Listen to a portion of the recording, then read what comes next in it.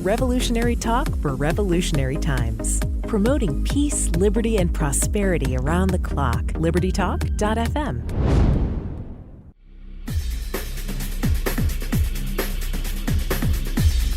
Welcome to Living the Solution with Dr. Elena George. Today, we're going to speak with somebody who has a different take on health. What we say means something, and it's very powerful. And I think we take this for granted. We use language in a way that's not helpful, that's hurtful. And overall, I think we're hurting ourselves. And today we're going to figure out how important the voice is in the foundation of health. Today we're going to speak with Miss Mandara Cromwell. She's a doctor of Cymatic medicine and president of Cyma Technologies. She's an entrepreneur who manufactures her own inventions. She was nominated for the Thomas Edison Award for innovation in the fields of science and medicine in 2013. She coined the term Cymatherapy in 2002, and it's also referred to as soundwave therapy. As a way of forwarding the field of vibrational medicine, Ms. Cromwell founded ISTA, the International Sound Therapy Association. In 2007, she produced the Atlanta conference, Cymatics, the Art of Science of Making Sound Visible, which featured never-before-seen sound-made visible images of the healing frequencies found in her own sound therapy devices. And in 2019, she released her first book, Soundflower, The Journey to Marry Science and Spirit, which includes many stunning cymaglyph illustrations. And Ms. Cromwell, I'm looking forward to our conversations because before we started, I told you that one of the reasons I went into ENT was actually because of the voice. And for me, what got me really interested was actually opera. Just the fact that people could produce that beauty and power was fascinating to me. And that's what really led me down the path of becoming an ENT. And I'm happy that I did, as every day I love what I do. And listening to people and hearing their stories and helping them find their path to healing is one of the most fulfilling things that I've found in my practice. It's a pleasure to have you on because now we're going to talk about the science and really delve into what sound is. So thank you so much for your time. I know you're so busy, but I really appreciate you coming on the show. It's a pleasure to be here, Dr. Elena George. It is ecstatic to my ears, or ecstasy to my ears, to hear that you were drawn into this field because of opera. A person, one of my mentors, he's no longer on the physical plane here, but he's also spent his life in medicine as an ENT. And that is the French physician, Dr. Alfred Tomatis. In the USA, we call him Tomatis, and there are Tomatis centers throughout the United States. But for those who don't know his story, I'd like to share just a little bit about it. He came from a musical family, musicians and opera singers. And one of the challenges that the opera singers were having as time would go by, they realized they couldn't reach the full octaves any longer. And it was Dr. Tomatis who discovered that you cannot sing a note that you can't hear. So he created the electronic ear. And this was a marvelous invention and really extended the professional life of many opera singers because it trained them to hear the sounds, the notes that they could no longer make. So Dr. Tomatis did a lot of research with different types of sounds and music. One of the primary bodies of work that he contributed to our field of sound and music is that he found that different people responded to different types of music.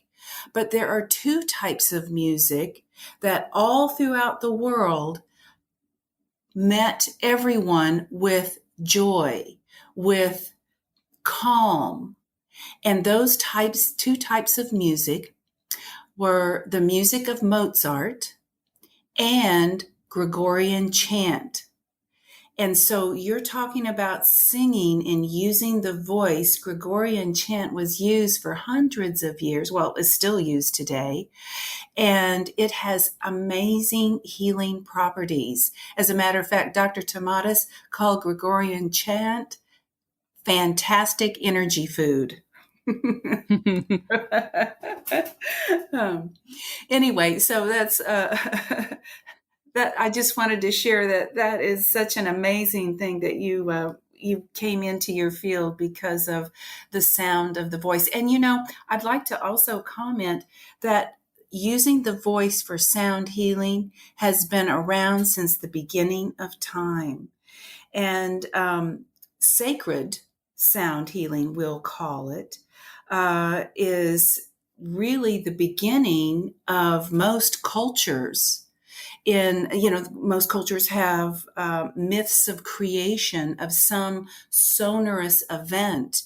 Mhm. And in our Western world, we have the Bible, where the Lord said, "Let there be light."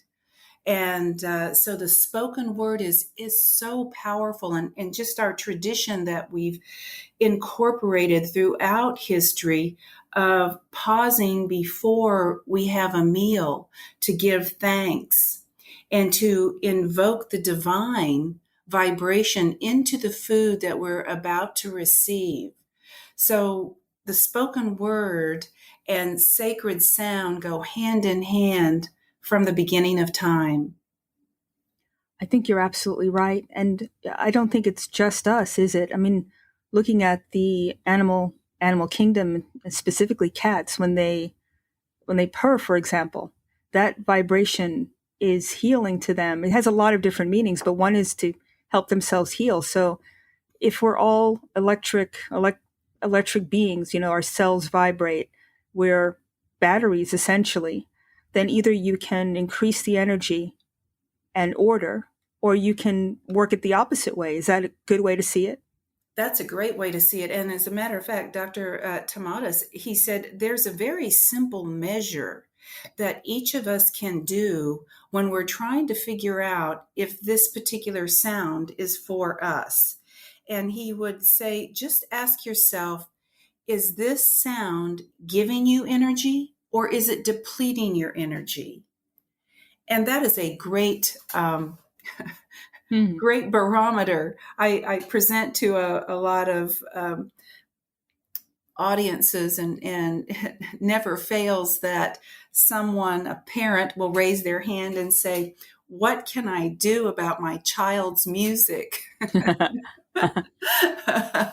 And so I always use Dr. Tomatis's words of wisdom that, as long as the child, ask the child, do you feel like this is making you feel good, or making you charged with energy, or is it depleting your energy? And so that's a good barometer. It's amazing how something so subtle has so much power. I recently learned the difference between the frequencies and how the music industry, for example, has changed the hertz from what was it 432 to a different frequency, and that has a different power compared to what I guess the Schumann resonance and that sort of thing. Maybe we can go into that a little bit. I'm not sure people know exactly what that is. I know we're going to take a break, but can we just start that conversation?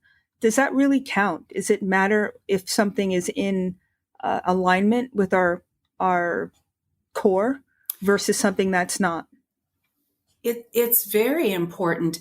And that particular tuning is set for symphonies, so that when they all come together, they know that piece of music. But there is a difference when people hear a symphony based in 432 versus 440. And it just really sort of depends on, your vibratory rate, where you are. I mean, there are many things that come into play. An interesting thing is in India, when they get together to tune their instruments, they tune it to the voice of the singer, the person who will be singing the song. is that's the sound that all of the instruments are tuned to. And so now I'm going to skip over to the Schumann resonance, which has a relationship with the sounds that we make in our music. But some people put a little more credence there than others. Mhm. And truly, it is an experience. It will need to have your, personal experience for this. So the Schumann resonance is that sound, that cosmic hum of the earth. And so this is a combination of the magnetic and electrical fields that are within our sphere. And that Schumann resonance is very calming for us. And it's the same when we listen to certain types of music in a certain note or a certain key. Some of it is very excitable, and some of it is more calming. Again, the clue, each of us, you don't have to know anything musical, you don't have to know anything scientific. All you have to do is register within yourself. How does that sound feel to you? And if it's causing you some anxiety, then that would not be, the best sound for you. I mean, more people need to take a step back. We're so distracted, don't you think, with so many things coming from outside in. I don't think people are able to listen to that inner voice of this makes me feel good or this doesn't make me feel good. If people would, I think, take the time to do that, I think that would be a really good start towards getting rid of things like anxiety, things that are outside of yourself that you somehow internalize that is not in alignment with you as a person, your cells, and your health. So on that note, let's take our first break and come back. You're living in the solution.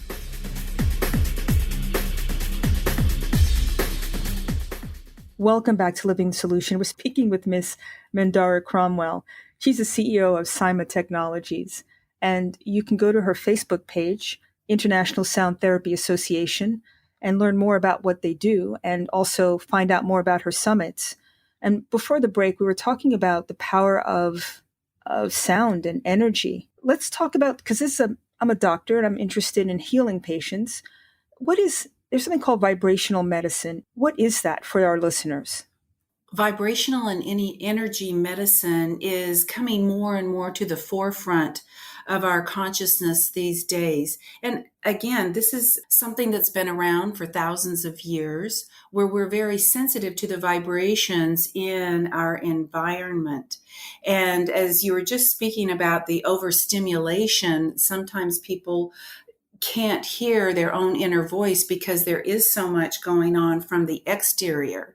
And we have to remember how to connect with the interior so we can really get a good reading at our own inner self.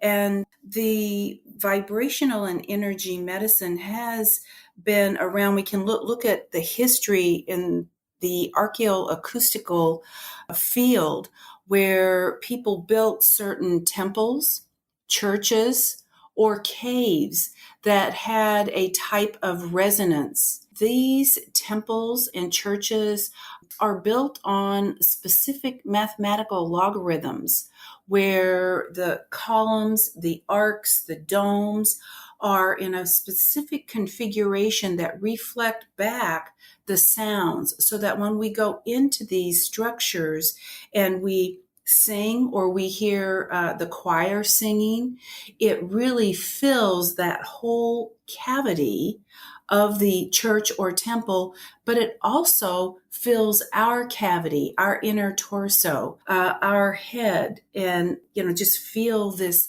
type of light, soothing, gentle massage within. Just recently, I was speaking with someone who had taken her family on a pilgrimage. And in the south of France, there are beautiful churches.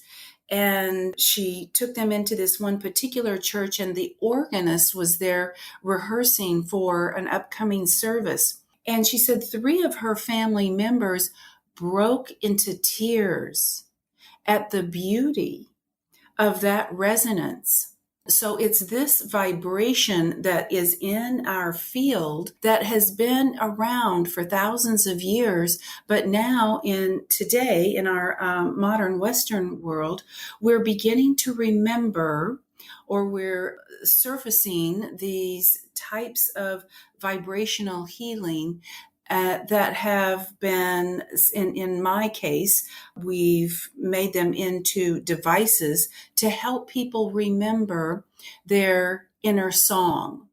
Kind of like Dr. Tomatis found that the opera singers couldn't sing the notes that they could no longer hear. When disease comes in, when we're disturbed, whether it be physically or emotionally, we forget our inner tuning. And when we calm down, when we put ourselves in a particular vibrational state, our physical body, our mental, our emotional body start to calm down, and we begin to approach that place where we call it the 0 point or the reset point. And this is really the point where a healing will ignite. So when or you get to that point, physiologically, does that also mean that your heart rate drops, that your anxiety levels drop from a clinical standpoint, that you rebalance and center? Because it seems like everybody's, especially now in this day and age that we're living in, any stimulation that's coming from media, for example, there's nothing positive. It's just constant droning on about what's bad. And I can see the disorder coming from that. From a clinical standpoint, are you saying that somebody really just is able to exhale, let this stuff go, push it out, and basically get a sense of reality? I don't know how folks do it. They listen to this stuff and it's constant how bad everything is and how bad you are. I can't imagine being in that state. Physiologically, that must be just a horrific place to be, because you just never seem like there's an end point, or what can you do to basically shove that off? And this sounds to me, and I've personally experienced it, where you go into this state of nothingness, and then when you come back, you just feel energized and recharged and ready to go. Is that how what you're saying really happens? That is what happens. And when we deal with people who come to us who have very significant health challenges, we ask them if they will disconnect from the toxic news, because, toxicity, as a doctor, we deal with toxicity on the inside. But there's a toxic environment that we live in. And part of this environment is definitely the news. I have a deal with my family that I say, at the dinner table, we don't talk about politics. We don't talk about what's going on in the world as far as any pandemic or fearful whatever. Let's talk about positive things and things that we're learning and developing within ourselves. What's a personal experience where you grew today, where you possibly felt compassion or love for another human or an animal? Because the toxic environment keeps us in a state of anxiety. And in some cases, it's downright depressing. Mm-hmm. And this keeps us from our full healing potential. We do have the items that we use in my sound research. We use heart rate variability. We use the EEG and the EKG, and we also use thermal imaging. Of course, that wonderful saying, a picture is worth 1,000 words. When somebody can see the inflammation in their body dissipate with the sound within just 30 minutes, that is a tremendous boost, because as we know, our thoughts have tremendous power.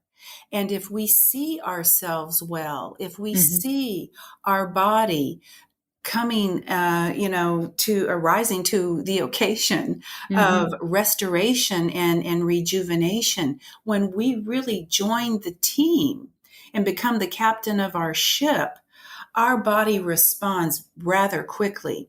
And turning off the news and not speaking of things that in my day, we called it, don't be a downer. Don't bring me down.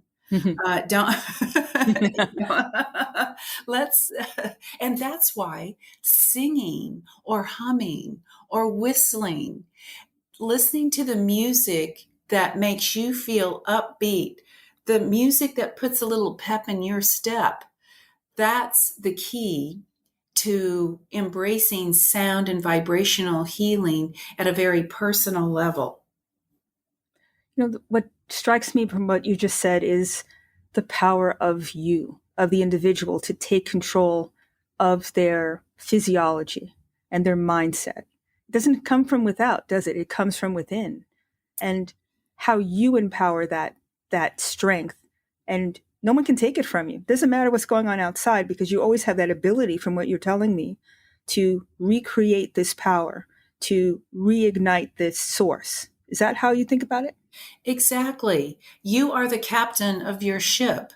And, if you are feeling depleted, then you need to make a list. And I always tell people, when you're feeling good, this is the time to make your list of all the things that you like to have around you when you're not feeling so well. Because when we're not well, our prefrontal cortex goes to lunch, and we can't even remember anything that ever made us feel good in our whole life, right? Yeah. So make your list of things that make you feel good. You are the person in charge. Now, if you find yourself in a place where you're totally depleted and you need help, that's where we use very specific sounds that are a very targeted approach. We use specific sound frequencies to bring you back into tune, sort of reset all of the systems and get you going off in the right direction.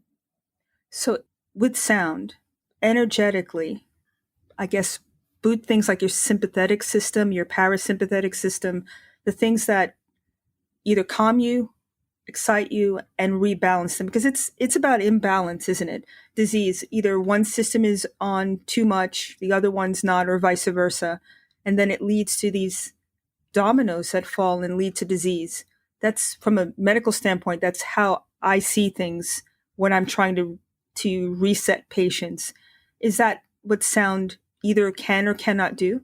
Sound can absolutely do that, and I have seen it with my own eyes. I have seen a group of people who have come together in a depression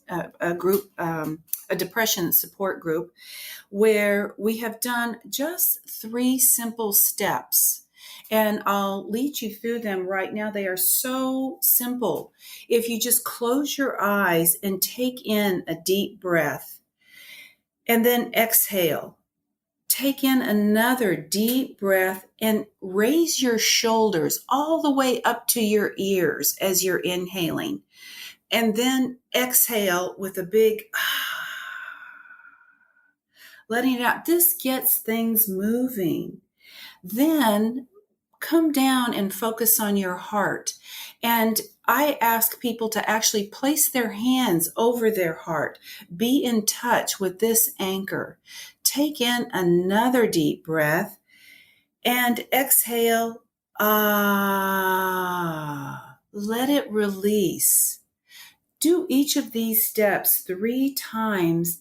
And then in the end, as you're there holding your heart in silence, think of something that you are grateful for.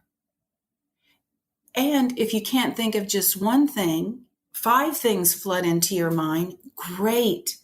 Be grateful for all of those things that come into your mind. With this simple action, Dr. George, this releases endorphins.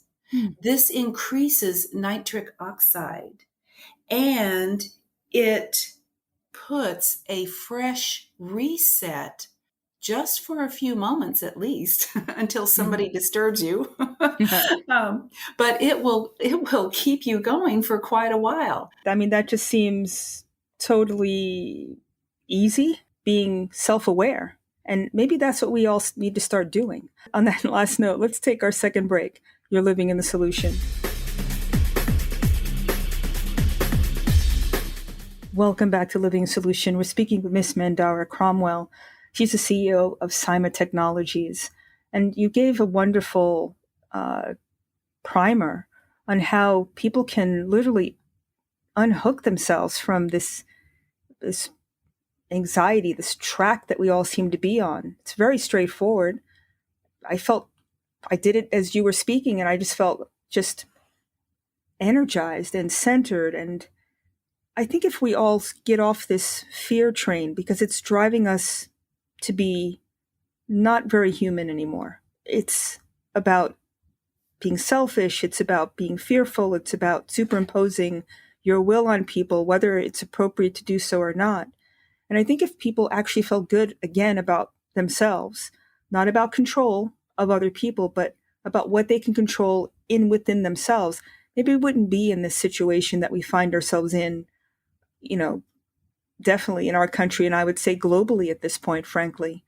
So from another step into the clinical question of how sound can heal, you mentioned us, but what about things like using instruments, tuning forks, gongs? Even, is it possible to do it digitally, or does it have to be a natural sound? It's different for everyone.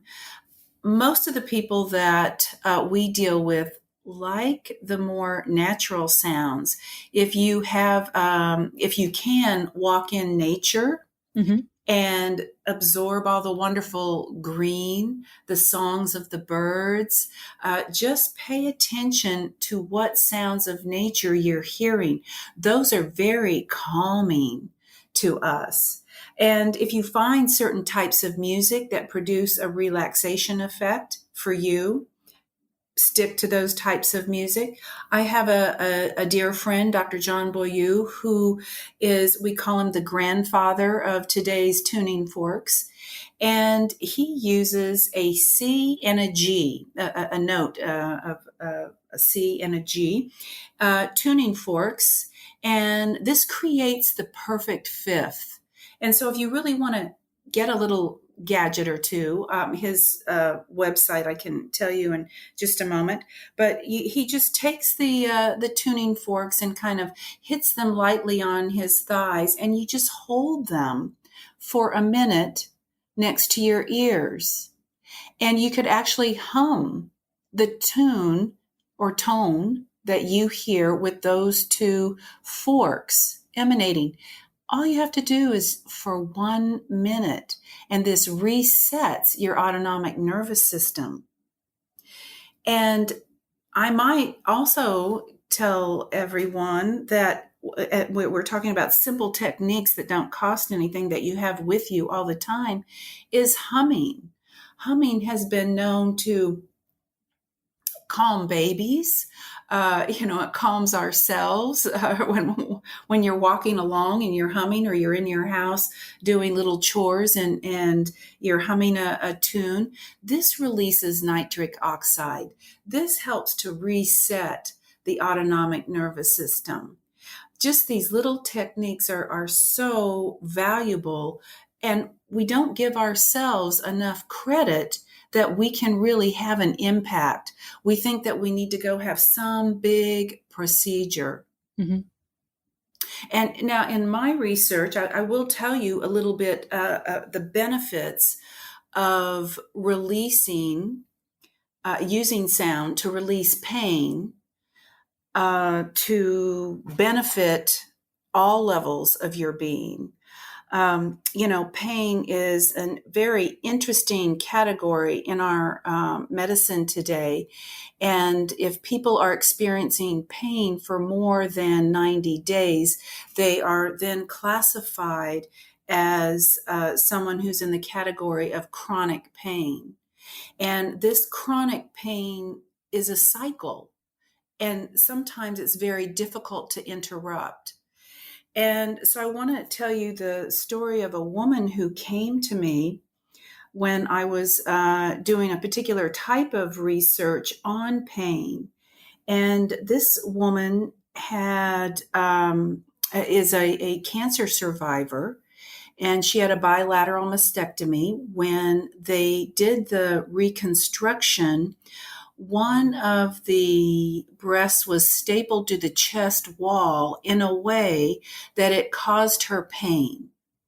And so she came to me. She was in remission. She just had this pain. She was trying to see if there might be a way that she wouldn't have to undergo surgery to move that staple.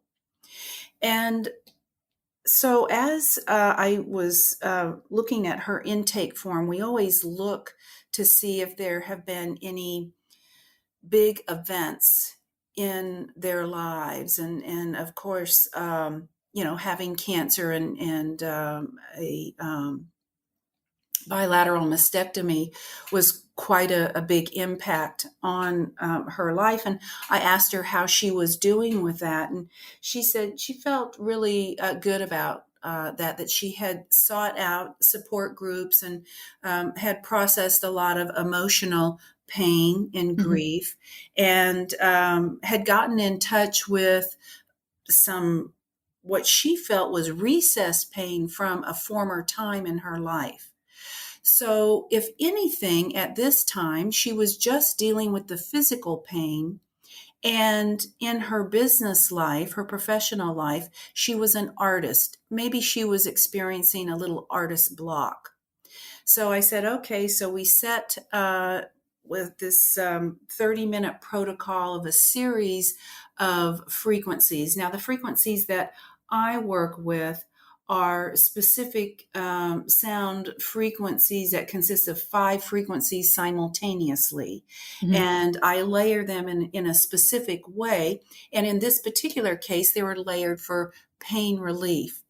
So after the 30-minute session, she left, and I asked her if she would please get back with me. Either she could call me or email me and just let me know how she was doing over the course of the next 24 hours.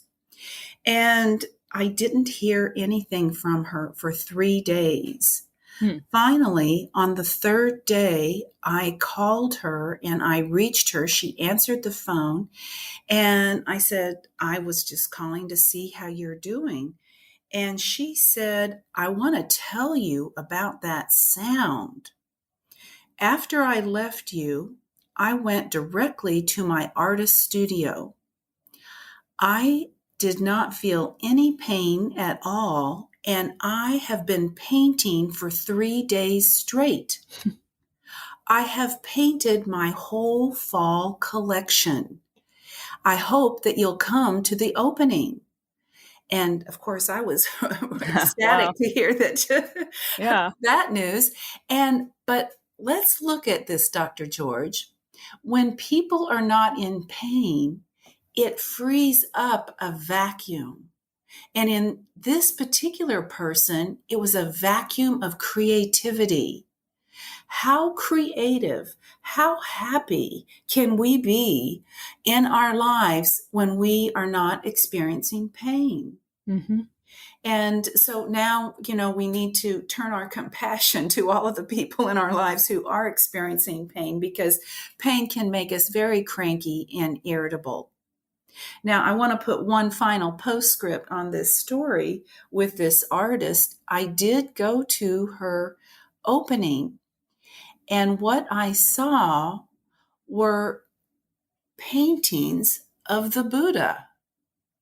Now, I asked her, I said, oh, are you a Buddhist? Or, do you do you have an affinity to the Buddha? And she said, no.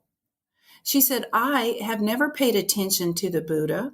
I am not Buddhist, but this just came to me and I had to go with it. I've never painted anything like this before. Wow. So again, let's look at this from the perspective of a clinical observation.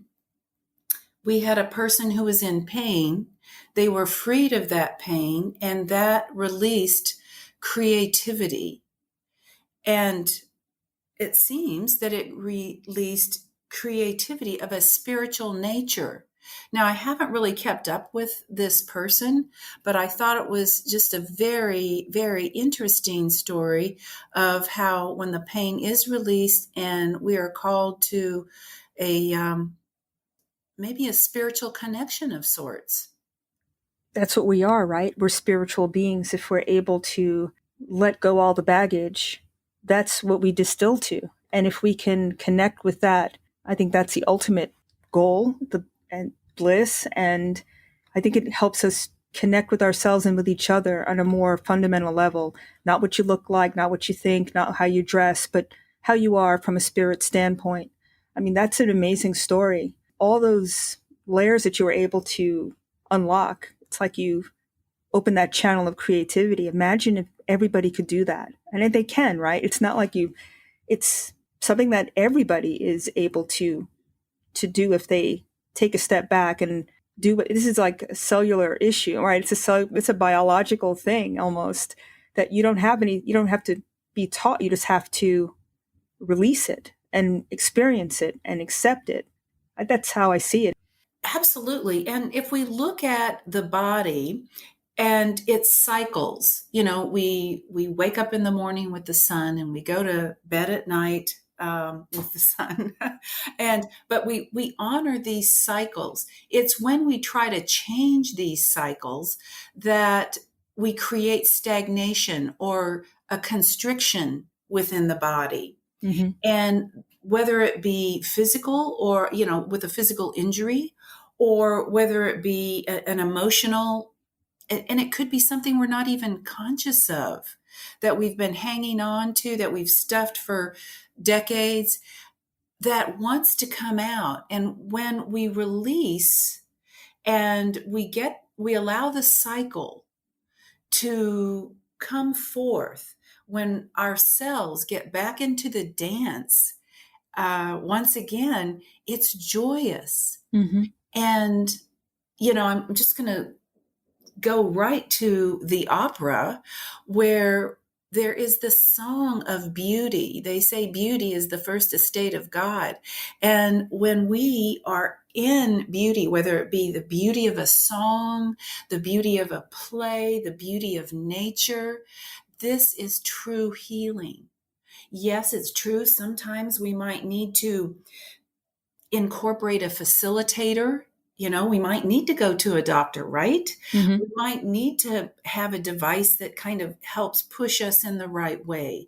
We might need to have a support team of people who love and champion us to help us along this way. But our true nature, as you so beautifully stated, is a spiritual nature, a nature of beauty, calm, and joy. I couldn't have said it better. Let's take our last break because I really want to go over what all the creations that you have through your company to help people, doctors and other practitioners, be able to help patients. So let's take our last break. You're living in the solution.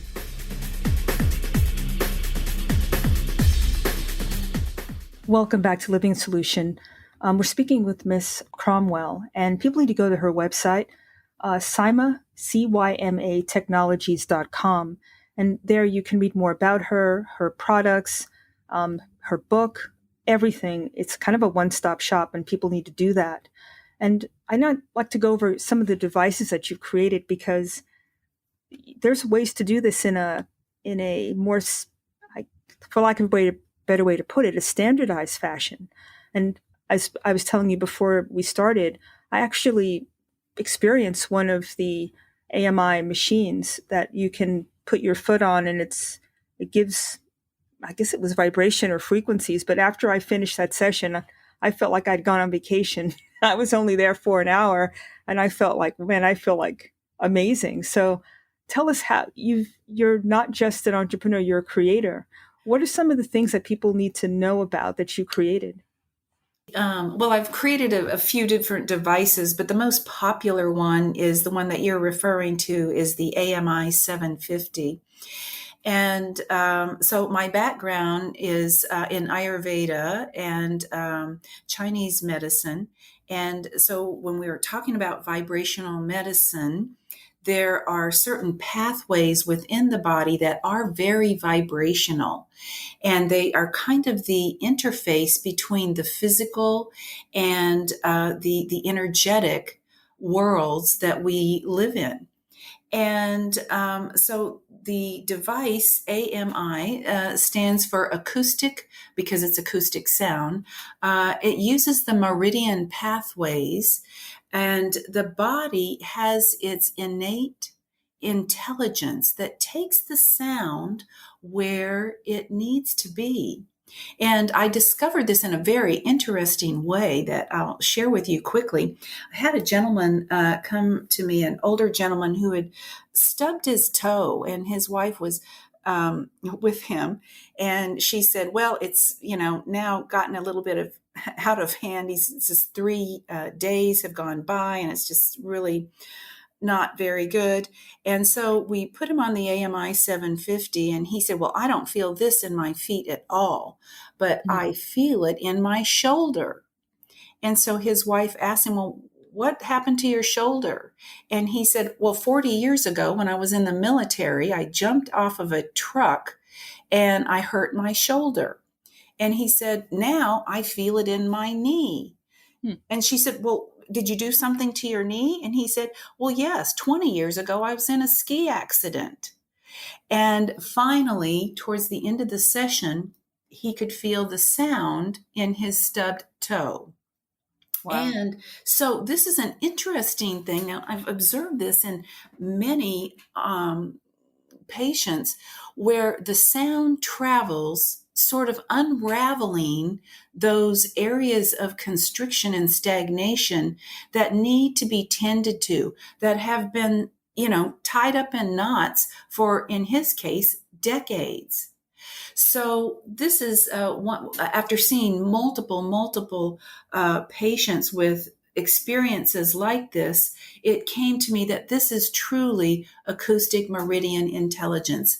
And people can sit in a chair comfortably and rest their feet on this device.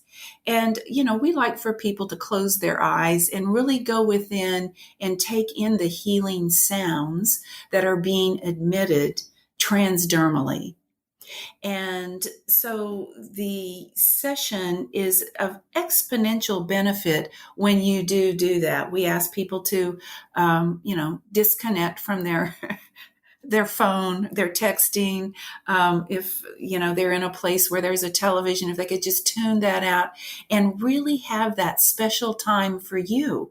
Because again, you're the one in charge, and you're the one who's using your precious time to imbibe these wonderful sound frequencies.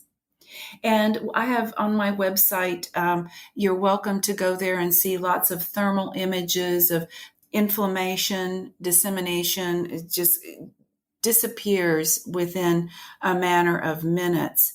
And, chronic inflammation is one of those underlying causes of, keeping things in a chronic cycle.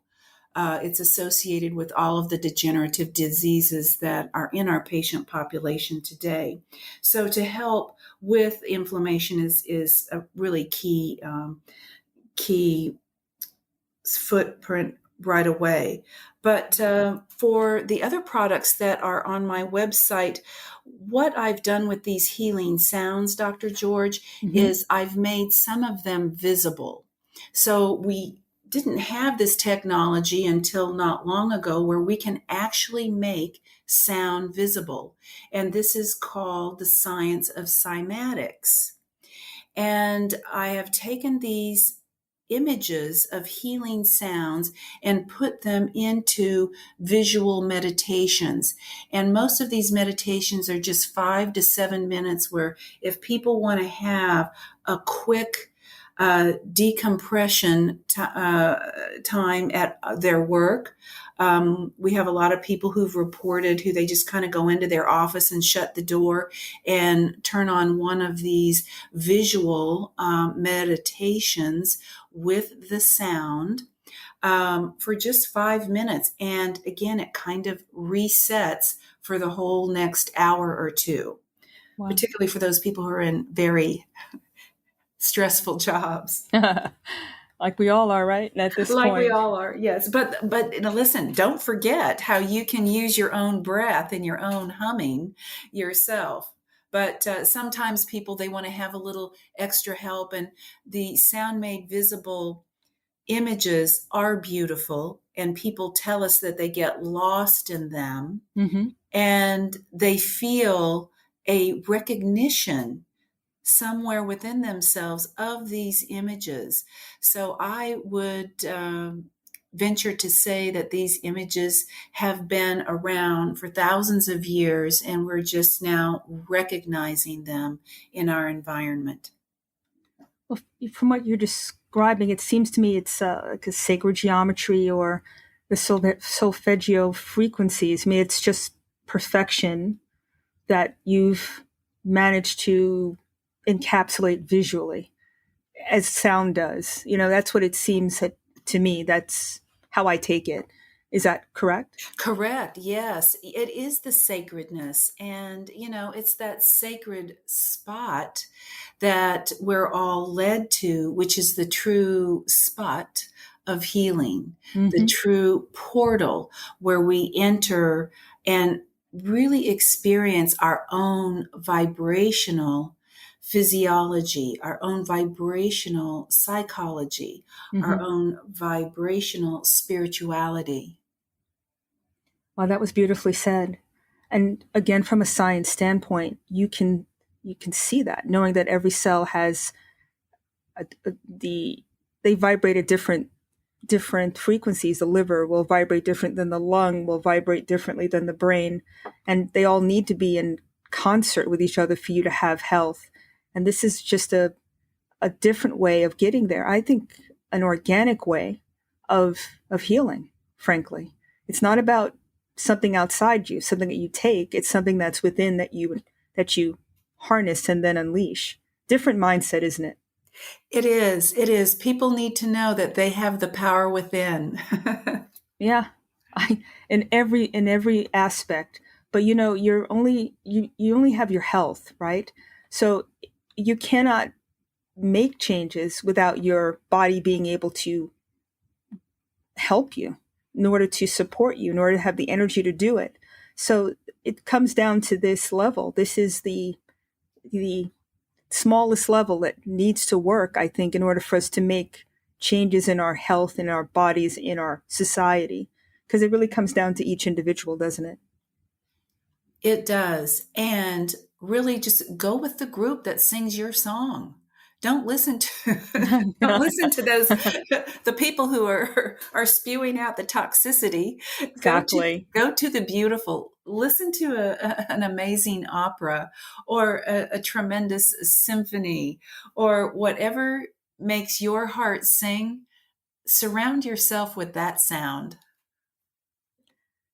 That's living, I think, when you can get up and you can feel good, have that energy, feel bliss. It really is.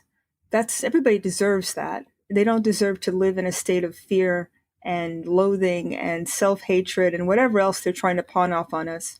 I absolutely agree with you. And I know we don't have a lot of time left, but I want to make sure people know where to go. You do have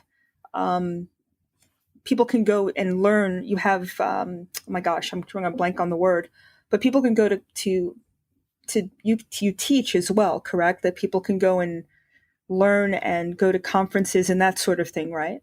We do. Well, since the since the COVID pandemic, we Yeah. have we do everything online now. But please do visit the website at Cyma Technologies. That's CymaTechnologies.com. And just drop me a word there to say that you listened to this interview. I'd love to hear from you. Love to hear how you make your sounds. Do you sing? Do you play an instrument? Do you, some people are appreciators. They do not play or sing themselves, but they appreciate the music and the song of others. What music is your sound? What makes your heart sing? I'd love to hear from you. Well, I want to thank you so much for coming on. Time always goes too quickly on our show, but I learned a great deal, and I feel calm and I feel centered, and your voice is just, it sings to me, actually. So I want to thank you so much for coming on. I know my listeners learned something they probably didn't even know. And I think everybody should delve into this, because it's what's going to make us all whole. It's not going to be somebody doing it for us. It's going to be doing it for ourselves. And I think what you do is really phenomenal, and you really give people empowerment. And that's what the show's about. Thank you for the good work you do, Dr. Elena. Oh, it's a pleasure. I'd love to have you back on, and I'm going to go right to your website and listen to these, or I should say, look at these visual representations of sound, because there's so many ways to connect. Not everything works for everybody, but I think with the way you approach it, there is something for everybody. So thanks again for everything you do. It was a pleasure having you on, and I hope you have really a blessed day. Thank you so much. God bless you too. And thank you, everybody, for living in the solution.